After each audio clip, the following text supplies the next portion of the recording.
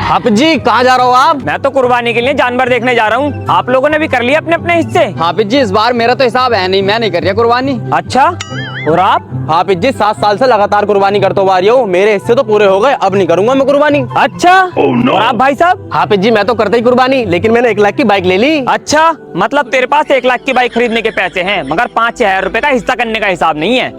और अगर अभी तेरे घर मेहमान आ जा तो 3-4 हजार रुपए ऐसे लुटा देगा। और तू क्या कह रही था भाई, जाहिल? मतलब तूने 7 हिस्से कर लिए तो अब तू हिस्सा ना करेगा? अबे जब तक तू साहिब निसाब है जब तक हिस्सा करना पड़ेगा।